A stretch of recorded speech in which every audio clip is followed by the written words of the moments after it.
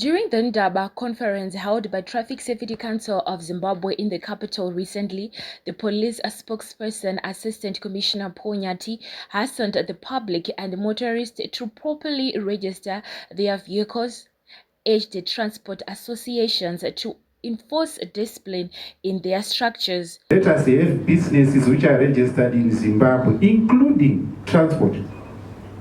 Minister Tayapana parodi Ndaba. Ngati from now onwards hapana mota inoenda paroad isina mapepa, ndochekutanga topedza corruption.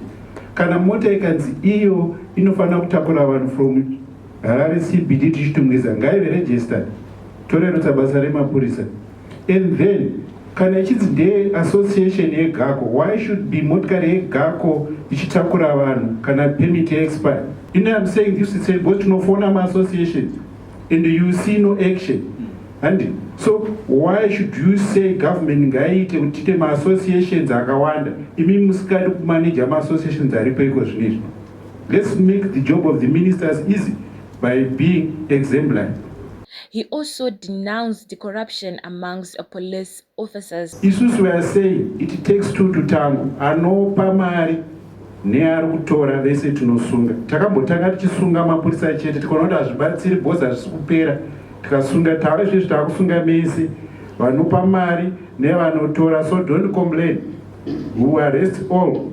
And matakura vanhu 20 instead of vanhu 15 makusvika paroblock makunegotiate, muburuka imi makaisa zvimadola $2 mopa mapurisa handizveri. Ende tozviziva, and vamwe vachona they have said havanyati mukataura kudaro muri kutikanganisira basa. Oh, tokukanganisirai basa, asi kana vanhu vafa makutuka government.